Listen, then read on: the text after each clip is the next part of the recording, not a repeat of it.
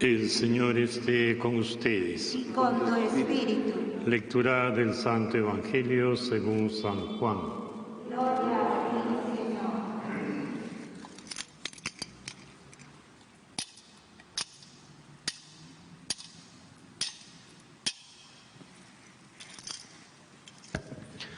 En aquel tiempo Jesús se fue a la otra orilla del mar de Galilea o de Tiberíades. Lo seguía mucha gente porque habían visto los signos que hacía con los enfermos. Subió Jesús entonces a la montaña y se sentó allí con sus discípulos. Estaba cerca la Pascua, la fiesta de los judíos. Jesús entonces levantó los ojos y al ver que acudía mucha gente, dice a Felipe: ¿dónde compraremos panes para dar de comer a toda esta gente? Lo decía para ponerlo a prueba, pues bien sabía él lo que iba a hacer. Felipe le contestó: 200 denarios no bastan para que a cada uno le toque un pedazo de pan. Uno de sus discípulos, Andrés, el hermano de Simón Pedro, le dice: aquí hay un muchacho que tiene 5 panes de cebada y 2 peces. ¿Pero qué es eso para tantos? Jesús dijo: digan a la gente que se siente. Había mucha hierba en aquel sitio. Se sentaron, solo los hombres eran unos 5,000. Jesús tomó los panes, dijo la acción de gracias y los repartió a los que estaban sentados. Hizo lo mismo con el pescado y les dio todo lo que quisieron. Cuando se saciaron, dice a sus discípulos: recojan los pedazos que han sobrado, que nada se desperdicie. Los recogieron y llenaron 12 canastas con los pedazos que sobraron de los 5 panes de cebada. La gente entonces, al ver la señal milagrosa que había hecho, decía: este sí que es el profeta que tenía que venir al mundo. Jesús entonces, sabiendo que iban a llevárselo para proclamarlo rey, se retiró otra vez a la montaña, él solo. Palabra del Señor. Gloria a ti, Señor Jesús.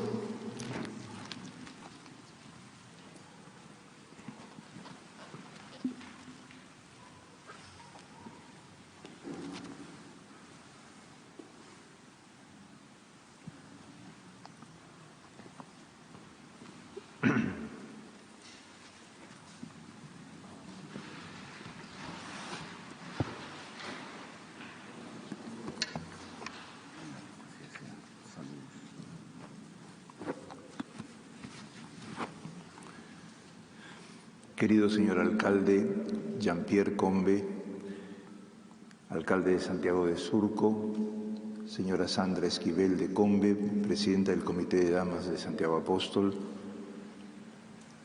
señor Carlos García, gerente municipal de Santiago de Surco, comandante de la Policía Nacional del Perú, Leonardo Vázquez, comisario de Surco, la jefa del Centro de Salud, doctora Úrsula Paredes Martínez, el jefe de los bomberos, brigadier Dalger Oyola Vela, don Carlos Torres Aguilar, director del Colegio Parroquial Santiago Apóstol, hermana Clara Benavides, superiora general de las misioneras de Nuestra Señora del Pilar y Santiago Apóstol, hermanos y hermanos todas. Hoy día venimos a celebrar en esta iglesia los 450 años de su existencia, que nació como una reducción de indios y que muy probablemente toda esa construcción ha contado con el esfuerzo de ese sector de peruanos que ya en esa época eran reducidos para poder hacer en parte la evangelización, en parte el servicio a España a través del trabajo en diversos lugares y posesiones económicas de los conquistadores. Sin embargo, ha nacido aquí la fe, y esa fe es la que nos reúne hoy día, y nos reúne en torno justamente al patrón de España. Y esto es muy importante porque, por una parte, nos sentimos unidos al ancestro español que también tenemos en el Perú, unido a las tradiciones de nuestro pueblo, como también estamos invitados a profundizar en el sentido de esta religiosidad que nos hace tener especial atención a la manera de ser del apóstol. Pero a nosotros nos interesa la manera de ser del apóstol Santiago según la fe. Como dijo el Papa hace un año en la fiesta de San Pedro y San Pablo, estamos celebrando la fiesta de un pecador. Y lo pueden ver en la espada, violento. El Señor decía que Juan y Santiago eran los hijos del trueno. Así les llamaba, los Boanerges. Quiere decir que por más que veamos hoy día en el precioso evangelio que hemos leído de Juan, hijo de Boanerges también, hermano, hijos de Zebedeo y hermano de Santiago, vemos la dulzura con que escribe, nos hace ver ciertamente que si hay algo importante en la fe es cómo nos cambia, cómo nos transforma. Y así también hizo con Santiago. Lo que pasa es que puede ser que a veces nos quedemos en las actitudes humanas o los rasgos de personalidad que el Señor señaló en sus apóstoles para transformar, y en vez de transformarnos según lo que el Señor va haciendo de nosotros, nos quedamos, ¿no?, en las costumbres, y entonces, como sucede muchas veces en el genio de los hermanos, digamos, de la República Española y sus distintas nacionalidades internas, ese genio colérico fuerte que vemos en ellos muchas veces. Lo decía Bartolomé de las Casas. Bartolomé de las Casas decía que el Señor lo había hecho colérico, mejor dicho, él se había hecho a lo largo de su historia, con ese genio muy fuerte que tenía, y su conversión consistió en encolerizarse contra las injusticias, para parecer más bien dulce, como escribe él en la evangelización. Él escribe un libro que se llama Del único modo de anunciar a los pueblos la verdadera religión, y en ese libro dice una cosa muy importante: el único modo de anunciar el Evangelio es la suavidad. ¿Quién diría de un colérico? Pues nosotros también hemos venido hoy día para escuchar del Señor su mensaje de cómo podemos cambiar y mejorar como somos. A veces pensamos que el cristianismo es un conjunto de costumbres que hay que seguir a rajatabla, unas normas que hay que obedecer y respetar, y que si se cambia algo, entonces ya no se es cristiano. Eso nos puede llevar a una cosa terrible, a la ideología dentro del catolicismo, y puede hacernos olvidar la grandeza que tiene el amor de Dios, y hacemos un cristianismo sin amor. Por eso el Concilio Vaticano II subrayaba, ya en el año 62 del siglo pasado, al 65, está más cerca de Dios el ateo que ama que el cristiano que no ama. Y justamente hoy día el Señor educa a sus discípulos en este texto que hemos leído, tratando de que puedan comprender cómo ser creyente verdadero. Están ante la multitud y el Señor les pregunta: ¿dónde compraremos panes para que coma esta gente? La sensibilidad de Jesús es tan grande que quiere darles de comer, pero conoce que en sus discípulos hay un problema. Tienden a reducir, podríamos decir, el amor a el problema económico, la compra. ¿Dónde compraremos? Dice el texto que dijo para tentarlo, ¿no?, porque lo conocía como era.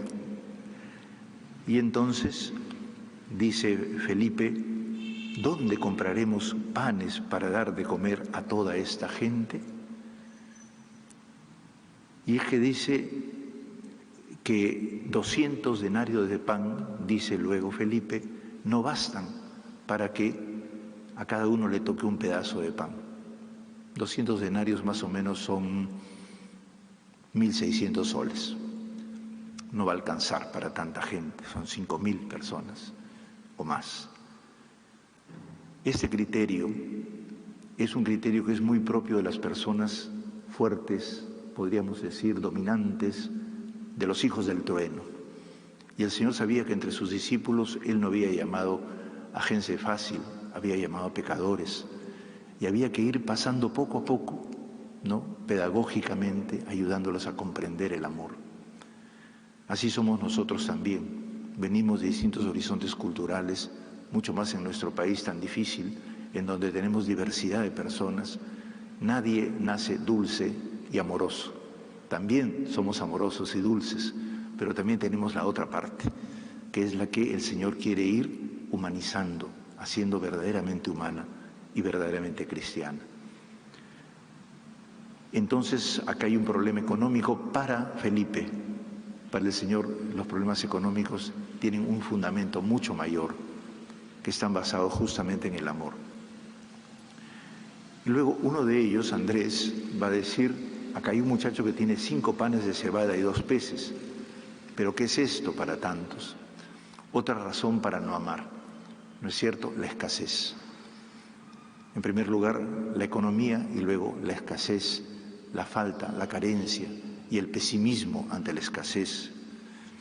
Estos días que hemos vivido tantos problemas en nuestro país, sobre todo con la pandemia y con el hambre de la gente, yo quisiera que recordemos que todos nosotros en todo el país nos hemos movilizado con gran corazón.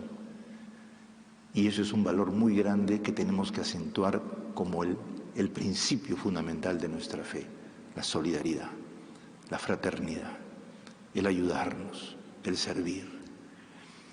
Y esto que sabe el Señor que existe en ellos, pero que está taponeado por estos caracteres especiales como el de Santiago. No se olviden de que Juan es hermano de Santiago, o sea que también era hijo del trueno. Y él escribe ese texto, muestra cómo el Señor los fue trabajando desde dentro. Y entonces el Señor hace varios gestos que tienen mucha importancia porque nos expresan la delicadeza que tiene el Señor especialmente con quienes más sufren. Dice que la gente lo seguía porque veía sus signos de sanación y quería de alguna manera participar de esos signos, como sucede siempre que hay una persona buena, honesta, generosa, y entonces todos van detrás. Dice que había mucha hierba en aquel sitio, se sentaron, solo los hombres eran unos 5.000. Y se sentaron porque Jesús ordenó, díganle a la gente que se siente. Ese primer gesto nos muestra la delicadeza de nuestro Dios y la delicadeza de Jesús que viene a revelarlo. Todos comemos sentados.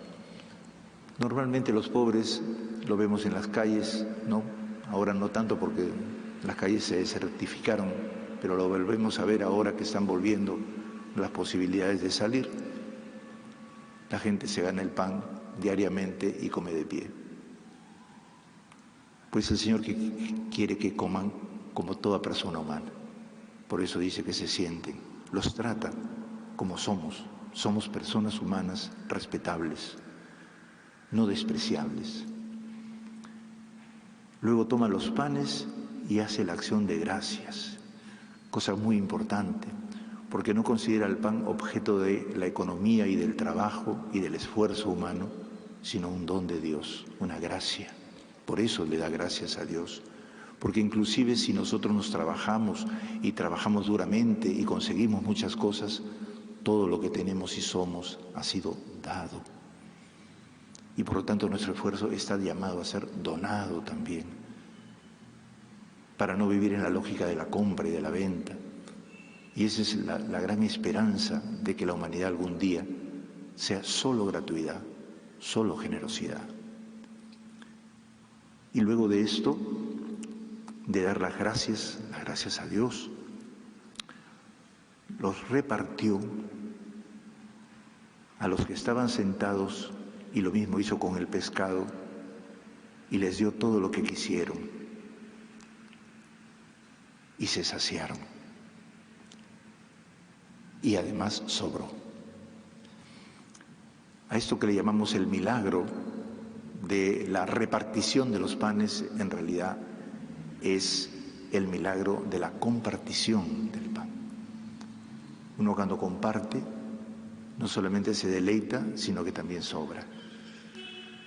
Y este principio nuevo, que es el fundamento de todas nuestras vidas, de todo nuestro ser, es el que fue ganando progresivamente a los discípulos, entre ellos también, ¿no?, a nuestro querido Santiago, que al final pasó por el cuchillo que él, cuando era impetuoso, pensaba usar. Hay un famoso texto de Santiago y Juan, los hijos de Zebedeo, que le dicen a Jesús que unas personas no lo habían querido recibir, ¿no?, porque iba a Jerusalén, eran unos samaritanos, y le dicen: Señor, ¿quieres que pidamos un rayo del cielo y los parta? No, ven ustedes el genio que tenía.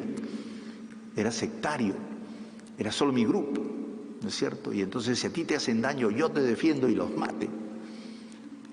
Justamente nosotros estamos para avanzar en el proceso de conversión de Santiago.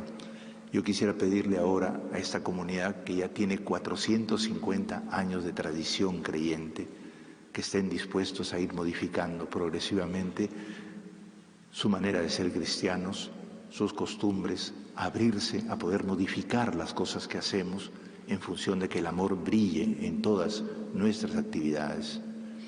Lo digo porque muchas veces en la religiosidad se van pegando costumbres una tras otra y no todas son buenas.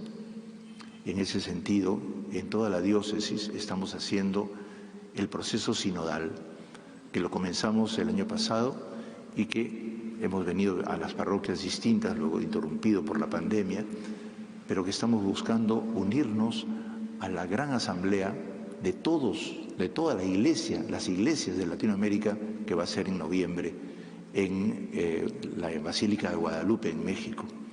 Y después de eso se desarrollarán en toda América Latina los planes pastorales de cada iglesia para modificar todo aquello que haya que modificar según las necesidades que vamos a escuchar de parte de todos los que ya están diciendo su palabra a través de las redes, para que todo lo que necesitamos vivir como iglesia, una iglesia que sea signo de esperanza, necesitamos hacer para avanzar, para ser más fieles al Señor y seguir este camino dulce, sencillo, amoroso, pero profundo y verdadero. Por eso, hermanos y hermanas, el punto esencial está en renunciar a una perspectiva de poder, de dominio, de maltrato, de violencia, de odio, que en el último tiempo también nos ha influido demasiado. Y es necesario ver a la persona, a las personas. Todas tienen sus ideologías, pero lo importante es ver cómo como personas se pueden solucionar problemas si abrimos el corazón todos. Y eso hoy día nos lo dice el Señor, porque cuando vienen a hacerlo rey, el Señor huye a la montaña a orar. También nosotros huyamos de la pretensión omnímoda y absoluta de poder que finalmente destruye a todos y no construye una patria feliz. Al iniciar esta semana de la patria, les deseo a todos ustedes unas felices fiestas patrias, llenas de esperanza, llenas de profundización en el misterio de Dios que nos acompaña, que no nos abandona, inclusive si somos hijos del trueno.